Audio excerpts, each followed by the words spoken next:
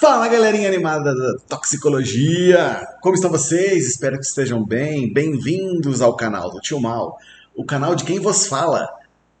Meu nome é Maurício, sou professor da Universidade de Brasília, como eu sempre digo. Sou professor da área de toxicologia, dou aula para o curso noturno de farmácia aqui da UNB. E estamos aqui hoje para fazer a terceira parte da nossa série megalomaníaca sobre pesticidas, ou toxicologia dos pesticidas, né? E se você não assistiu as duas primeiras aulas, vai lá, ó. Aula 1, Dá um tempinho? aula 2. Vai assistir aquelas aulas primeiro para facilitar o seu entendimento, porque eu vou começar do meio para frente, então não adianta muito você querer assistir agora, que as definições que eu vou passar todas eu já falei lá atrás. Então, assiste a aula 1 primeiro, vai lá, dá o joinha, se inscreve no canal, aquela coisa de sempre, basicão. Aí você assiste a segunda aula e agora você vem para a terceira. Aí que vai ser um conteúdo aí, quase uma série Netflix, com muitas horas de duração. Vamos lá. Começando então a terceira parte, por isso, roda a vinheta. Na última aula, a gente falou sobre inseticidas, se você se lembra. Estava falando sobre inseticidas organoclorados, depois a gente falou sobre piretroides, falamos sobre organofosforados e carbamatos. Hoje nós vamos começar a falar sobre herbicidas. Ninguém dá muito valor para eles, tá? Mas eles respondem aí por 40% de todos os pesticidas que são comercializados no Brasil. Via de regra, ou teoricamente, era para que essas substâncias utilizassem vias metabólicas que são meio que exclusivas de plantas, certo? Então, mecanismos bioquímicos que nós não encontramos em animais. E por isso, esperava-se que a toxicidade deles era para ser muito menor. E no geral, isso até que acontece em até uma certa medida, tá? Normalmente, nós temos uma menor toxicidade desses compostos em humanos e comparativamente com as outras substâncias, como eu mostrei para vocês, por exemplo, os organofosforados, né? E as principais classes de herbicidas que ainda estão presentes no Brasil são os compostos bipiridílicos, as glicinas substituídas e os derivados do ácido aril oxialcanoico. Quero ver falar isso rápido, hein? Tá aí, ó, para quem não leu o slide ainda suficientemente rápido. Derivados do ácido aril oxialcanoico. Muito bem. Essas substancinhas aí que vocês estão vendo no slide são dois anéis, né, bipiridílicos, duas piridilas, né, duas piridinas. São herbicidas e depois que a Anvisa fez a reavaliação dos pesticidas, desses pesticidas no ano passado, estamos falando em 2021, essa reavaliação aconteceu em 2019, na verdade, ano retrasado. Os produtores desses herbicidas, eles tinham prazo até o ano passado para parar de fabricar, vender, comercializar e tal. E aí, no final do ano passado, em outubro, a Anvisa possibilitou o uso de quem ainda tinha estoque, até meados agora de julho, mais ou menos. Então, em teoria, essas substâncias devem sair do mercado, não devem ser mais utilizadas a partir de julho deste ano para todas as lavouras, né? Na verdade, existe um calendário certinho para cada lavoura, quando é que deve ser interrompido o uso. O último uso permitido vai ser no final de julho para a lavoura de café, ok? Por que a gente usa herbicidas, né? Se a gente está plantando alguma coisa, por que eu tenho que usar herbicidas? Porque existe um monte de erva daninha que diminui produtividade. Estou plantando café. Aí demora para nascer a plantinha do café, certo? Até crescer, tarará, bonitinha. Aí nesse meio tempo cresce mato, mato, mato, mato. A raiz do mato mata A raiz do mato mata. a sua plantinha querida, o seu café. Café, eu vou brincar com ele. Obviamente que não só isso, né? Mas você prejudica o rendimento da lavoura, né? Ou você às vezes até impossibilita. Então, muitas vezes, para você fazer uma limpeza ou desfolhar um determinado ambiente para você poder fazer uma lavoura, isso é aplicado, né? Você aplica diversos tipos de herbicidas para você poder limpar o ambiente e possibilitar a aplicação de uma outra lavoura, né? Qual que é o problema dessas bipridilas? Lá na planta, essa plantinha aqui é inibidor de fotossíntese, tá? A não ser, a não ser quem se alimenta de sol, normalmente a gente não faz fotossíntese. Então, em teoria, não era para fazer tão mal para a gente, né? Mas qual que é o problema? Em mamíferos, nós sabemos que as bipiridilas aumentam a produção de espécies reativas de oxigênio. E eu falei lá na aula de toxicodinâmica, tá no card, aula de toxicodinâmica. Falei lá na aula de toxicodinâmica o que é esse processo de lipoperoxidação, né? Não sabe? Vai lá, assiste rapidinho, vai para a parte da lipoperoxidação. É um processo onde a gente tem a perda, né, de função de membrana, a gente tem o ataque das espécies reativas, né, o que a gente chama justamente aí o que na maioria das vezes são radicais livres, né? E isso leva à falência respiratória. Por quê? Porque a gente já identificou como alvo o pulmão. E vejam, isso acontece na maior parte das vezes, obviamente, quando a substância é aspirada. Ah, ela é aspirada? Isso. Então significa que essa substância não pode ser aplicada por pulverização em aviões, por exemplo. Né? Porque senão você vai espalhar isso daí no ambiente. Existe um caso, um não, né? Se você procurar pela internet, aí você vai achar alguns casos de acidentes com as bipiridilas que envolvem a aplicação ou por tratores ou mesmo avião desse veneno e o vento levando, né? E acometendo pessoas que ficam ou moram ou estudam ao redor da área rural, né? Existem normas sobre a distância que você pode aplicar esses venenos, né? De zonas urbanas e se você pode não aplicar de avião, como eu falei para vocês, mas que infelizmente não é todo mundo que segue, né? O que acontece?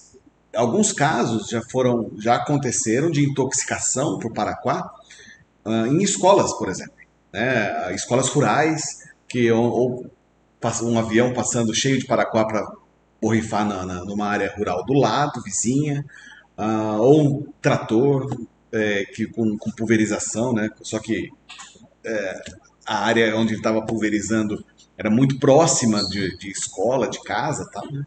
E se vocês procurarem pela internet, vocês vão ver vários casos desse, onde acomete a escola inteira e de repente tem lá 100 pessoas dentro do hospital, todo mundo intoxicado, não tem antídoto para isso, tá? Ou seja, é uma intoxicação que muitas vezes pode levar à morte. É, durante esse processo de lipoperoxidação no pulmão, o paraquat leva a um processo chamado de fibrose pulmonar. Essa fibrose impossibilita o funcionamento do pulmão. Existe uma degradação das células no alvéolo pulmonar e elas se tornam fibrócitos, né?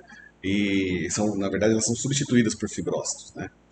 Como se fosse uma cicatriz, né? E aí o pulmão perde capacidade de respirar e isso pode levar a pessoa a óbito, certo?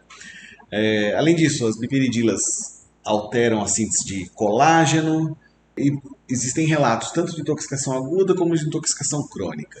Tanto é assim, é uma substância perigosa que na Europa mesmo eles pararam de utilizar já em 2007 essa substância, né? Mas no Brasil a gente está parando agora em 2021, pouco tempo de diferença aí, 14 aninhos. Sabemos que o paraquat ele é mais tóxico que o diquat, né? Voltando aqui na molécula para vocês verem. Tem uma diferencinha aí do grupamento metil a mais de cada lado, porque o diquat é menos absorvido, tá? E aí, com isso, se ele é menos absorvido, causa menos intoxicação. Mas, para intoxicação pulmonar, basta que se aspire o negócio, né? Então, também, obviamente, que se tem menos casos de intoxicação também com o diquat do que com o paraquat, ok? Outra classe de herbicidas importante é a classe das glicinas substituídas. Ah, mas glicina não era para ser um aminoácido? Era, mas é justamente um aminoácido desses com uma substituição. Uma glicina com uma molécula de fosfonometil fosfonometil, é o que a gente chama de glicina substituída. Tem vários tipos, tá? A gente vai ver que não é só exatamente essa molécula aqui. Primeira delas, né? Ou a mais comum delas é o glifosato. O glifosato ele é comercializado na forma de sais de isopropilamina, potássio, sal de amônio e as classes toxicológicas, se vocês lembrarem do que eu falei para vocês lá da primeira aula de pesticidas, são as classes toxicológicas 3 e 4, né? Ah, legal. E dá uma olhada. No Brasil, o IDA, a ingestão diária aceitável, falei disso na aula passada também, é de 0,042 miligramas por quilo de peso corporal. Significa que a quantidade que você pode ingerir por dia do glifosato sem ter dano é essa quantidade aqui. Entretanto, o joint o pessoal da Organização Mundial de Saúde, que é responsável pelo controle de alimentos, tá? É a FAO, um grupo deles, né? Eles têm o encontro sobre resíduos de pesticidas que eles fazem aí periodicamente, e nesses encontros eles começam a pegar os estudos e definirem quais são os IDAs propostos para as substâncias, baseando-se nos estudos que vão aparecendo, né? E para eles o glifosato tem um IDA de 1 miligrama por quilo, ou seja, qualquer pessoa poderia ingerir até 1 miligrama por quilo todos os dias, que ela não apresentaria problema nenhum. No Brasil, nós somos muito mais restritivos do que essa norma internacional. Significa que o máximo que você pode ter, o máximo que você vai poder ter de glifosato no alimento vai ser muito menos do que o pessoal lá da OMS permite. Legal. E o que o glifosato faz, né? O glifosato ele é polêmico, porque a origem dele é polêmica, né? O glifosato foi inventado por uma empresa chamada Monsanto, né? E essa empresa chamada Monsanto também foi uma das primeiras a criar os organismos geneticamente modificados como plantas ou sementes, né, para produção agrícola. Qual que era a vantagem do glifosato, né, e desses organismos geneticamente modificados? Por exemplo, milho geneticamente modificado. O que acontece? Se você tem um herbicida, você não pode aplicar ele na sua lavoura, porque senão você vai matar a lavoura, certo? Porque afinal de contas é um herbicida, ele mata plantas. O que a Monsanto teve uma sacada genial? Eles desenvolveram plantas que são resistentes ao glifosato. Um pesticida que é deles também. Por que é vantajoso usar o glifosato ao invés de outro herbicida, né? Qual que é a grande vantagem dele? Imagine vocês que vocês têm uma lavoura de milho normal, tá? E aí vocês vão lá e aplicam um herbicida. Se você aplicar quando o milho já tiver nascido, você vai matar o seu milho. Afinal de contas, é um herbicida. Agora, se o seu milho for resistente ao glifosato, você pode aplicar o glifosato a lavoura inteira, que nenhum outro matinho, a não ser milho, vai crescer. Isso aumenta a produtividade absurdamente, né? Nem vai ter nenhum matinho para atrapalhar o crescimento da tua planta que é de interesse. A grande sacada da Monsanto foi justamente produzir uma planta que fosse resistente a um herbicida. Por acaso foram eles também que fizeram esse herbicida, certo? Então a grande discussão no começo era se os organismos geneticamente modificados podem fazer mal para a gente. E essa é uma discussão que não cabe, pelo menos nessa aula aqui de pesticidas. Mas o que cabe aqui é a gente falar do glifosato. O glifosato que foi desenvolvido para essa finalidade já se tornou o herbicida mais comercializado do mundo, né? Justamente pela sua eficácia, pela sua relativa baixa toxicidade e possibilidade de ser usado em qualquer período de crescimento da planta de interesse, desde que você esteja usando, obviamente, o, a sua semente geneticamente modificada, né? O nome comercial do glifosato, talvez alguns de vocês tenham ouvido mais comumente, chama-se Roundup, né? Que é o nome, vamos dizer assim, o nome de marca, né? Não é o genérico. O genérico seria o glifosato, ok? Legal. Vamos ver aqui um pouquinho mais sobre o glifosato. Mas o glifosato não é ausente de intoxicação, certo? Ele é menos tóxico do que, por exemplo, o paraquat? Com certeza. Mas existem também intoxicações já relatadas pelo glifosato, pode estar associado até, inclusive, com solvente, tá? Mas é comum a gente ter intoxicações principalmente leves, né? Intoxicações no trato gastrointestinal, como náusea, vômito, diarreia, dor abdominal, dor na orofaringe. Isso normalmente passa em um dia. Os sinais vitais ficam estáveis, não tem alteração renal, pulmonar, cardiovascular, normal. A intoxicação moderada, ela é classificada assim quando você tem a presença de sintomas gastrointestinais, que vão persistir por mais de um dia, uma hemorragia gastrointestinal, que começa a ver sangue nas fezes, ou a pessoa começa a vomitar sangue, e ela vai lá no médico, faz uma endoscopia e começa a ver esofagite, gastrite, ulceração na boca, hipotensão, responsiva a fluidos, ou seja, se administra um soro na pessoa, uma solução hiperconcentrada de sal, e ela começa e ela responde, né? Ainda leva a alterações respiratórias, sem necessidade de intubação, pode levar a distúrbios ácido-básicos, alterações hepáticas ou renais transitórias, oligúria. O que seria oligúria, professor? É simplesmente a diminuição da produção de urina, certo? Isso é temporário também. E nas intoxicações severas, isso aqui normalmente só é encontrado em casos de tentativa de autoextermínio, por exemplo, é mais associado com isso, né? É um quadro com alteração respiratória, onde há necessidade de intubação, falência renal, que requer hemodiálise, uma hipotensão severa, que não, só aplicação de soro não responde, parada cardiorrespiratória, parada cardíaca, né? Coma, convulsão repetida, até morte, tá? Isso normalmente é encontrado somente em casos de tentativa de autoextermínio, quando a dose é muito, muito, muito maior, né? Vamos falar então dos derivados do ácido aril oxialcanoico, que são derivados do ácido fenoxiacético, ou derivados fenoxiácidos, né? E, Carlito, põe aqui, ó. Põe aqui nesse espacinho que tem no slide aí um ácido fenoxiacético, por favor. Só para complicar a tua vida na edição, podia ter colocado isso no slide, né? No próximo slide tem o principal derivado deles e fica mais fácil de entender quem é. Esse é um herbicida também e está muito associado com exposições acidentais ou ocupacionais, que levando aí a dor de cabeça, tontura, náusea, dores abdominais. Vocês viram que é o mesmo? Mesma coisa? Dores abdominais, diarreia, coceira, fraqueza, fadiga, disfunção renal. E em doses pequenas, como 50 e 60 miligramas por quilo, já começam os sintomas. Esses derivados eles têm baixa absorção cutânea e normalmente são excretados de forma inalterada pela urina. Mas quem que são essas crianças aqui? Vê.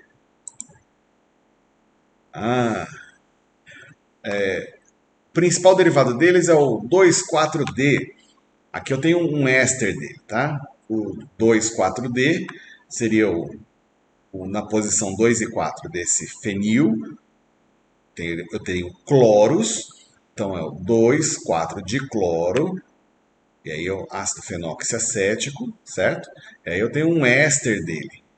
Esse éster aqui é um 2-etil-hexil. 2-etil, 1, 2, 3, 4, 5, 6, hexil. É o 2-etil-hexil éster do 2,4-D, certo? É um derivado dele. E esse daqui é mega, ultra, super top, high level tóxico. Oi, a gente usa ele ainda? Sim, pela extrema eficácia dele, tá? E pelo número baixo de acidentes que a gente tem, considerando esse grau de toxicidade. Obviamente que o ácido 2,4-D ele é o mais tóxico de todos. Eles vão colocando esses penduricalhos na molécula para tornar ela menos tóxica, tá? Mesmo assim, a classe toxicológica desse grupo de substâncias é a classe toxicológica 1, cujo DL50, ou dose letal 50%, está na casa de 375 miligramas por quilo de peso corporal. O IDA, lembra do IDA lá que eu falei do glifosato? Cortando aqui, glifosato IDA. Aí 0,042, né? E a FAO ainda falava que podia ser 1 miligrama por quilo. 1. Já para o 2,4-D, pulei, porta slide. Aí. Já para o 2,4-D, o IDA é de 0,01 miligramas por quilo de peso corporal. E ele é excretado de forma inalterada, como eu falei para vocês, né? Então, o indicador biológico de exposição é ele mesmo na urina. A gente tem 3 ésteres diferentes desse 2,4-D que são permitidos aqui no Brasil, tá? Esse daqui é um deles, é o 2-etil-hexil-éster do 2,4-D, que é um dos mais comercializados. Super tóxica, criança. Qual que é o grande fato histórico desse ácido arioxalcanoico? Se vocês já ouviram falar de guerra química ou armas químicas, essa substância ela foi desenvolvida como agente laranja. Agente laranja? É, porque por causa da cor que ele ficava, né? E era uma mistura de 2 herbicidas, e na verdade essa mistura ela acontecia lá na síntese, né? A ideia deles era fazer o 2,4-D como um herbicida. Primeira coisa, por que, que eles queriam fazer isso na guerra, né? Por que, que um herbicida, um herbicida seria. Vocês viram o meu sotacão, né? Herbicida. Não sou daqui de Brasília, como você já deve ter percebido. Por que, que um herbicida seria usado na guerra, né? Ah, tá, porque é tóxico? Não. A ideia deles, quando eles desenvolveram essa, essa misturinha aí, né? Que eles queriam fazer o 2,4-D, um agente desfolhante. Para quê? Para poder enxergar aonde estavam os soldados vietnamitas. Os Estados Unidos estavam tomando uma coça lá no Vietnã, uma coça no sentido, obviamente, brincalhão do negócio, mas é guerra, então não é divertido para ninguém, né? E aí o que, que eles pensaram? Esses vietnamitas estão escondidos aí no meio do mato. E como é uma floresta muito densa, imagine vocês aqui no meio do Pantanal, ou floresta amazônica, uma coisa densa, né? Para entrar é difícil. Eles pensaram assim, pô, esse povo tá escondido, eles estão daqui, eles conhecem a área, tá tudo escondido. E aí pega os nossos soldados de surpresa. Vamos acabar com isso, vamos matar toda essa floresta que tem aí, ó. E aí a gente descobre onde eles estão. Pois é, né? Aí pulverizaram 2,4-D na floresta lá no Vietnã, chamado agente laranja, para ver se eles descobriam onde é que estavam esses soldados, né? Não deu muito certo, porque eles não estavam escondidos na floresta, mas eles estavam escondidos numa série de túneis que cobriam boa parte do país. Então tinha soldado para todo lado, eles saíam do túnel, matavam os americanos, voltavam pro túnel, pô, parece fantasma, né? E foi a tática que fez o Vietnã se dar bem nessa guerra. O grande problema é que quando antigamente se produziu o 2,4-D, eles tinham um produto de degradação aqui que era o 2,4,5-T. Se aqui tem 2 cloros, aqui tem 3 cloros. Não é um produto de degradação, na verdade, né? É um subproduto de síntese, né? Então, eles produziam com 2,4-D misturado com 2,4,5-T, que é muito mais tóxico e é carcinogênico, né? Por quê? Quando a gente produz 2,4,5-T, vem junto com ele uma criancinha chamada dioxina tricloro de benzodioxina. É a dioxina, né, que tem o nome de tricloro de benzodioxina, ou TCDD, né? O que essa criança faz? Ela é carcinogênica. Então, até hoje, existem ainda, suspeita-se, né? Problemas com aumento de casos de câncer no Vietnã por causa dessa brincadeira aí, né? O 2,4-D não tem esse problema porque ele não gera, né, o tricloro, né? Tem 2 cloros só no 2,4-D, né? Por isso ele é classificado como não carcinogênico, inclusive. Falamos bastante de herbicidas. Vamos pular aí para os fungicidas. Devo lhes dizer uma coisa. Deixa eu tirar esse slide aqui da minha frente. Meu querido, eliminar fungos do planeta é talvez a tarefa mais inglória que exista. Fungos existem em todos os lugares. Dentro das suas células, dentro de células de plantas, dentro de partículas que estão esporulando por aí pelo ar. Dessa forma, não é simples você ter substâncias que consigam eliminar fungos. Se você já viu alguém que tem uma micose na unha, por exemplo, aquilo é um fungo, ok? Micose na unha é uma das coisas mais difíceis de serem tratadas. Por quê? Normalmente aquilo que mata uma célula fúngica mata também uma célula nossa. E como o fungo ele tem uma reprodução muito mais fácil do que a nossa, ele consegue sobreviver a concentrações menores. Então a gente precisa usar concentrações para matar esse fungo de substâncias que são antifúngicas, que normalmente acabam levando à morte celular também as nossas células. Por isso que o desenvolvimento de novas substâncias que tenham propriedades antifúngicas e que sejam de baixa toxicidade é tão relevante. A gente não tem nada hoje que seja super bom fungicida e baixa toxicidade. Se vocês verem na história, deixa eu voltar aqui com os slides. Se vocês virem na história, dá uma olhada. A gente já usou derivados de mercúrio, certo? Ou hexaclorobenzeno, ou captafol.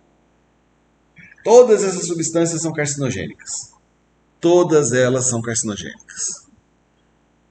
E por isso, elas não estão mais presentes no mercado.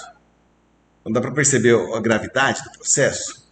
Hoje em dia, a gente tem muitos fungicidas, como os derivados azóis, né? Cetoconazol, fluconazol e afins, que são usados tanto na medicina, como nós temos também derivados azóis que são usados na agricultura.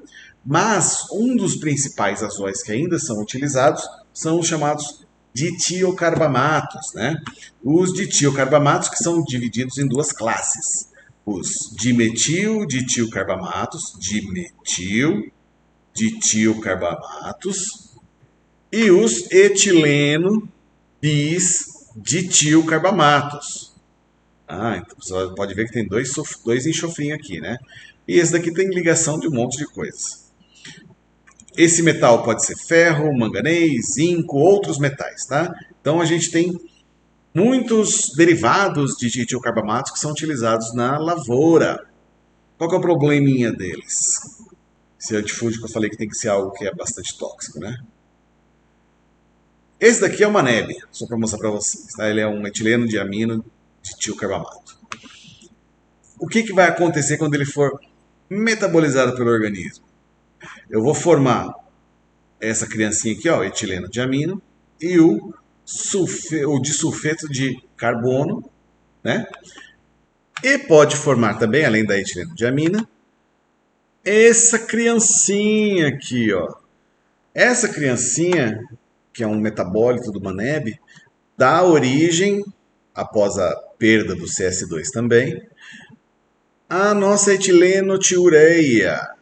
A etilenotiureia, ela é carcinogênica, mutagênica e teratogênica. Puxa vida! Exatamente por isso que esses fungicidas têm um horário de aplicação, um tempo de reentrada na lavoura, propriedades de acesso muito diferentes de outros pesticidas. Ou seja, como a gente sabe que são substâncias carcinogênicas, mutagênicas, teratogênicas, para a pessoa poder entrar de novo na lavoura depois da aplicação, demora mais tempo, tá? E aí, ó, a gente tem os principais etileno bis e ditilcarbamatos, não são os únicos, tá? Existem ainda outras classes, como propilcarbamatos, propilditilcarbamatos, essas coisas. Temos o manébios e neb como os principais EBDCs, né, e os principais DMDCs, de metilditilcarbamatos, Ferban e o Ziran. Só para vocês verem aqui a moleculinha. Mas por que a gente ainda tem isso aqui no mercado? Porque tem muito fungo que não responde aos azóis, tem muito fungo que não vai responder ao tratamento. Imagine vocês uma lavoura, mas que não seja você cortou, matou, acabou, colheu a lavoura, tipo cana, né? Pensa em algo tipo, sei lá, laranja. Você tem pés de laranja que você precisa manter eles, demora para crescer e a hora que começa a vingar a fruta, começa a dar fungo nas folhas. E aí? Nunca mais você vai ter que cortar todas aquelas laranjeiras, esperar mais 10 anos até você conseguir produzir laranja de novo. Por isso que a gente ainda tem no mercado fungicidas dessa espécie. Tá? Mas não só por isso, obviamente. As principais vias de intoxicação pelos ditilcarbamatos são as vias oral e respiratória, mas também pode acontecer por via dérmica e normalmente as ocorrências por via dérmica incluem dermatite, faringite, bronquite, conjuntivite, principalmente por causa do solvente, tá? E em animais de laboratório, a gente já conseguiu ver que esses fungicidas levam a ataxia, hiperatividade, com perda de tônus muscular, isso seria uma resposta neurológica, né? Também mudanças comportamentais, convulsões, isso tudo em doses maiores, né? Você já deve estar cansado dessa série, né? Se você não está cansado, imagine quem está vos falando. Mas é um assunto muito legal. Dá uma olhadinha aqui, ó. Porque a gente se preocupa principalmente com as intoxicações pelos ditilcarbamatos quando a gente fala de toxicidade crônica.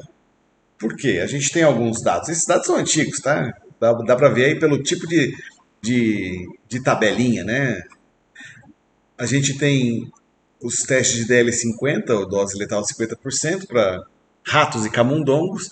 E dá uma olhada, né? Tanto o Manébio, quanto o Zinébio, quanto o Ferban tem doses letais que estão acima de 2.000 miligramas por quilo, né? Todos eles, né? Alguns até acima de 8.000 miligramas por quilo. Ou seja, por via oral, em dose aguda, esses fungicidas têm uma toxicidade bastante baixa, né? Mas, obviamente, que, como eu falei para vocês, são mutagênicos, carcinogênicos, né? Então, a médio e longo prazo, isso aqui pode se tornar muito complicado. Massa! E como é que a gente trata as intoxicações, né? Como eu falei para vocês, vão ser intoxicações que vão ser muito relacionadas ao solvente, principalmente, né? Vários desses fungicidas têm baixa solubilidade em água, então o uso de solventes como solventes orgânicos, querosene, por exemplo, é grande. Então, primeira coisa que se faz, a pessoa teve um acidente com ditilcarbomato, tratamento é sintomático, né? Então você observa aí vias respiratórias, etc. A primeira coisa, a pessoa tem que tirar a roupa que foi contaminada, dar banho com água e sabão. Se a pessoa ingeriu, é recomendada lavagem gástrica, mas não muito vômito, que é o êmese aqui, né? Porque o risco de aspiração é maior do que o benefício que essa indução de vômito pode causar. E se a pessoa começar a apresentar convulsões, o uso de benzodiazepínicos costuma responder a isso. Benzodiazepínicos, para quem é da área de farmácia, sabe muito bem o que é. Para quem não é, a gente está falando aí dos nossos amigos Rivotril, Diazepam, etc. E será que tem mais alguma coisa ou acabou? Olha, finalmente, aleluia. Bom, amiguinho, amiguinha, espero que você tenha gostado do conteúdo sobre pesticidas. Foi árduo chegar ao final dessa terceira aula sobre o mesmo assunto. Nos vemos em breve com mais conteúdos da área de toxicologia. Carlito, muito obrigado pela edição mais uma vez.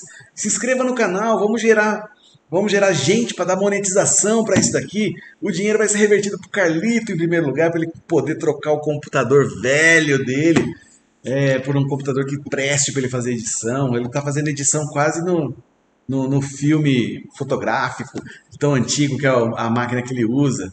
Então vamos colaborar, se inscreva no canal, não custa nada, você vai ajudar um colega graduando seu por aí. E no futuro, obviamente, se a gente ganhar muito dinheiro, vai ser tudo para o laboratório, ciência, pesquisa, é importante a gente valorizar esse tipo de conteúdo. Ok? Galera, fiquem bem, grande abraço, FOI, fui!